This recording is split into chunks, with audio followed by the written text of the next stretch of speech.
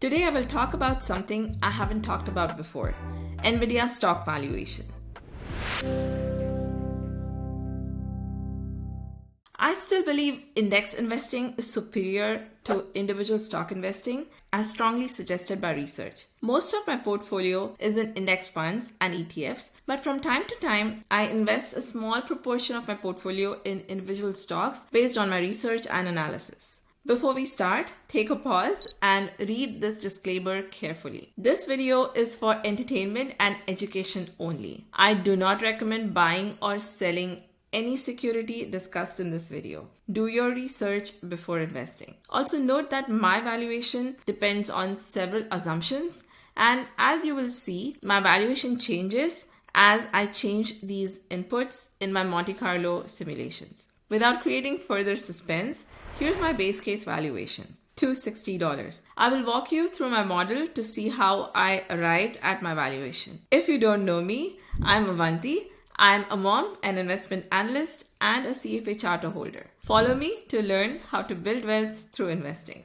NVIDIA evolved as a dominant player in the semiconductor industry by finding markets just ahead of their growth: gaming, crypto, and automotive. It may seem like NVIDIA was in the right place at the right time. However, the repeatability with which NVIDIA has been able to tap into and dominate emergent markets seems like a strategic plan. While NVIDIA is a great company, is the stock worth the $483.5 it is trading at today? The big story for NVIDIA for the next decade is in AI. The AI chip market is projected to grow 22% year over year to over $120 billion in 2027. The actual market size may be much higher as AI remains in nascency. The semiconductor market is projected to grow about 7% year over year from 2022 to over $1 trillion in 2030. NVIDIA has enjoyed high after-tax operating margins, averaging about 30% over the past decade. NVIDIA represents about 7% of the semiconductor market. In my model, the revenue growth starts at 40% year over year next year, growing sixfold by 2030, making NVIDIA's market share over 25%. While NVIDIA may grow faster and gain an even higher market share, the story doesn't seem plausible or probable, primarily because competitors like AMD and Intel will not sit idle. My DCF valuation yields an equity value per share of $260. The stock trades at a premium of 86% over the intrinsic value. Let me share my model with you. In my model, revenue grows 40% over the next year, then tapering to 36% at year 5. After year 5, the revenue growth rate declines steadily to the risk-free rate by year 10, which is the terminal year. A terminal year does not mean that the company ceases to exist. It only means that the company continues to grow steadily at a risk-free rate. NVIDIA continues to enjoy strong EBIT margins in perpetuity. I'm making some very optimistic assumptions here. NVIDIA currently has a solid competitive advantage, and I assume it continues to enjoy a robust economic moat in perpetuity. When I created this model, the 10-year treasury rate was 4.5%, which I used for my risk-free rate. Debt makes up a tiny portion of NVIDIA's capital structure. My weighted average cost of capital is about 13%. I'm also assuming the same cost of capital for the next 5 years, beyond which the company starts to mature, and I've assumed the cost of capital of a mature company with a lower cost of capital.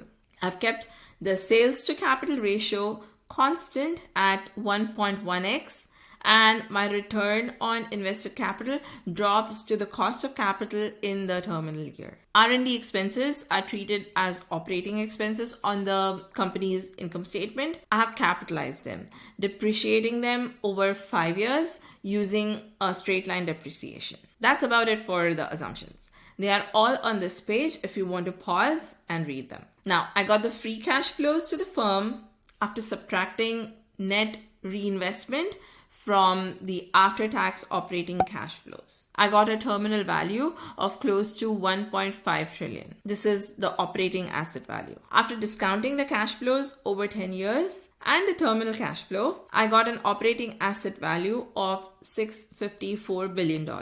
Netting out debt, adding cash back, and subtracting the value of options to give a value of equity of close to $642 billion.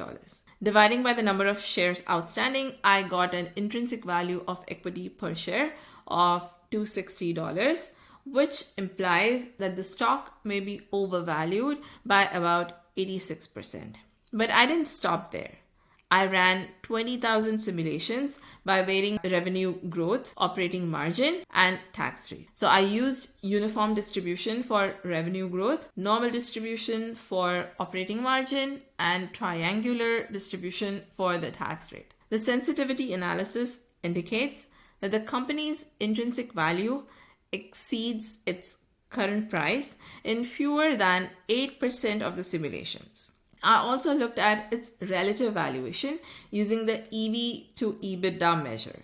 A regression of EV/EBITDA against the tax rate, beta, and growth rate leads to a valuation of $332 with an R-squared of 47%. So relative and intrinsic valuations lead me to believe that NVIDIA is overvalued. NVIDIA is a great company. I'm just not convinced that it is a great company at its current trading price. Again, valuation highly depends on your input variables, so thoroughly analyze before making investment decisions. Today, I don't own NVIDIA directly in my portfolio as of the date of this recording, but I still own it because I own VTI and NVIDIA makes up about 2.5% of this ETF. Thank you for staying till the end.